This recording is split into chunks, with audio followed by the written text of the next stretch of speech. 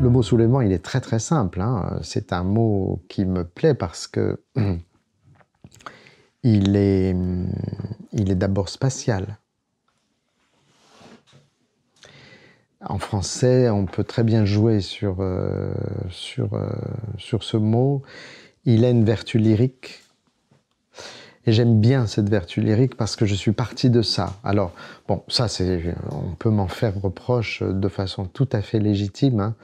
C'est toujours de partir de la littérature ou de la poésie. Toujours, toujours, toujours. C'est-à-dire, je n'écris pas un texte avant d'avoir relu du Baudelaire ou du Michaud. Ce qui m'intéresse, c'est d'écrire, en fait. S'il n'y a aucune idée dans ce que je dis, bah, tant pis, mais au moins il y aura quelques mots écrits, quoi. Voilà. Donc, ce mot de soulèvement, il a une vertu lyrique qui se retrouve beaucoup dans, notamment, la façon romantique, hugolienne en particulier, d'envisager les phénomènes de l'histoire politique, les insurrections, celle de 1832 en l'occurrence, dans Les Misérables, par exemple. Et cette façon absolument, pour moi, somptueuse, hein, sur laquelle, par exemple, Jacques Rancière a quelques réserves. Lui, il est plus dans le mode, je dirais, littérature réaliste, plutôt que romantique. Moi, je pense que les romantiques, ils ont une faculté extraordinaire de saisir les morphologies.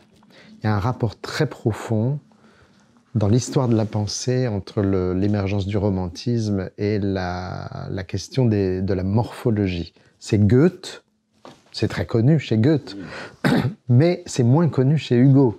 Hugo est un très très grand lecteur de Lucrèce.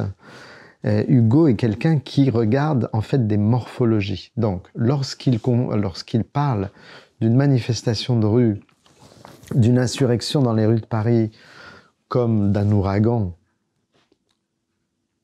ou lorsqu'il parle d'un ouragan quand il est en exil devant l'océan, comme d'un coït, comme d'un acte amoureux, etc. Ou lorsqu'il dit tempête sous un crâne, ou vous voyez, lorsqu'il fait ces... Ce sont bien sûr des images, mais ce sont des images qui ne sont pas des fantaisies, qui sont en fait, me semble-t-il, des saisies de morphologie dynamique. Donc ça m'intéresse. Le mot soulèvement, on pourrait faire la même chose avec le mot révolte, puisque révolte, ça veut dire se retourner. Ou... J'ai bien pris soin de ne pas faire une exposition sur la Révolution. La Révolution, je dirais, c'est encore autre chose. J'essaye de me situer sur un plan d'abord, je dirais, anthropologique, plutôt que sur un plan de l'action politique. Là, peut-être ce qui peut nous aider, c'est la différence entre un geste et une action. Pour faire de la politique efficacement, il faut des actions. Je n'en doute pas. Le fait que ce texte se termine sur les tracts, c'est déjà une petite action, hein, c'est modeste comme action, c'est pas encore faire exploser un dépôt de munitions de la Wehrmacht, mais enfin au moins c'était ça les tracts. Donc je me situe à ce niveau-là, c'est-à-dire au niveau, enfin j'essaye d'interroger ce moment où les forces deviennent des formes. Il n'y a pas de force qui reste force sans prendre forme. Ce qui me fascine, c'est le prendre forme, c'est ce qui prend forme des forces. Donc ça me fascine complètement. C'est l'objet d'une tentative de description, quelquefois. Comme on a dit tout à l'heure, que dans ces forces, il y a le psychique. Il n'y a pas de politique sans subjectivation. Il n'y a pas de subjectivation sans sujet. Il n'y a pas de sujet sans division du sujet. Et il n'y a pas de division du sujet sans qu'on tienne compte, en fait, de ce vecteur de l'inconscient dont on parle depuis le début, voilà, qui complique la vie de l'historien, etc., mais qui doit être pris en compte. Mais vous posez la question légitime de toute personne qui fait de la politique. Alors, comment on passe du rêve à l'action? Disons que là où je me suis situé, c'est provisoire. Je ne dis pas que c'est le plus important, mais pour moi, c'est très important. C'est qu'est-ce qui se passe entre... vous parliez du rêve. Qu'est-ce qui se passe? D'ailleurs, si je me souviens bien, la revue La Révolution surréaliste, hein, ça commence avec le mot rêve. Donc, qu'est-ce qui se passe entre rêve et révolution?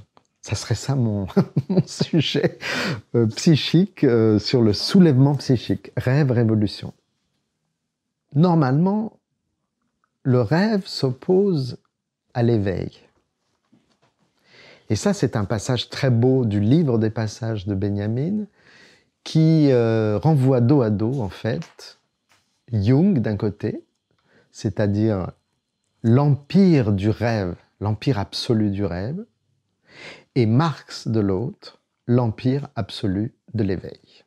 Vous avez d'un côté l'empire de, disons,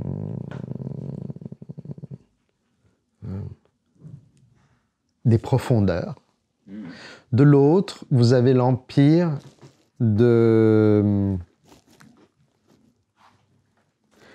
la claire connaissance, de la responsabilité, de l'éveil absolu, de la dénonciation de tous les opiums possibles, etc. Donc, c'est soit le rêve, soit l'éveil.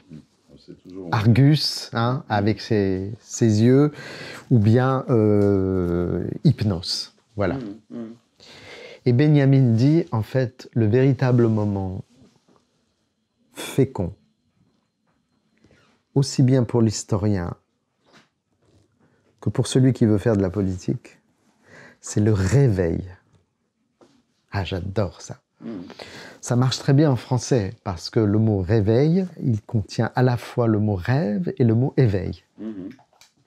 Dans le réveil, on n'est pas tout à fait sorti du rêve. On n'a pas encore oublié le rêve. Mais on voit dans le réveil comment le rêve est en train de nous faire sauter de notre lit, de nous faire nous lever, de nous soulever.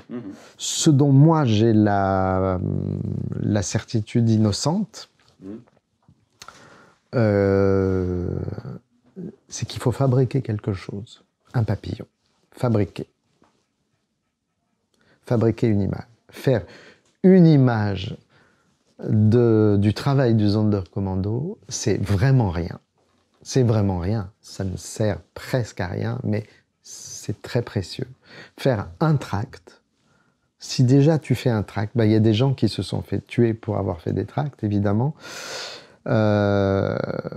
Voilà. Un des exemples que j'ai donné dans mon exposition, qui me semble exemplaire, justement, c'est lorsque Jérôme Lindon, le directeur des éditions de Minuit, a eu un procès pour avoir publié un roman qui incitait en fait à la désertion dans l'armée française au moment de la guerre d'Algérie. Donc il a été condamné. Qu'est-ce qu'il a fait? Il a fait un petit livre, petit comme ça, avec des lettres en rouge, sur fond blanc. C'est parfait comme un tract. Qu'est-ce qu'il a fait? Il a fait un livre qui contient les actes de ce procès. Et il a donné comme titre à ce livre « Le jugement du juge ». Et le jugement du juge, c'était « Provocation à la désobéissance ». Il a donc publié un livre qui ne pouvait pas être censuré, puisque c'était la citation d'un juge de l'État, qui s'appelait « Provocation à la désobéissance ». Voilà une stratégie. Il a fait un objet, un petit objet, moi qui me semble l'objet politique par excellence. Et voilà. Est-ce que vous pouvez, pour terminer, nous expliquer un peu plus précisément ce que signifie soulever les temps.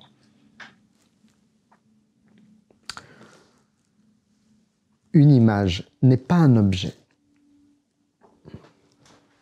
C'est un geste. C'est pas une action non plus. Politique, tout ça. Mais c'est un geste. Et quand vous faites un geste, un vrai geste, eh bien en fait, vous transformez le temps. Et si vous faites le bon geste, vous le soulevez.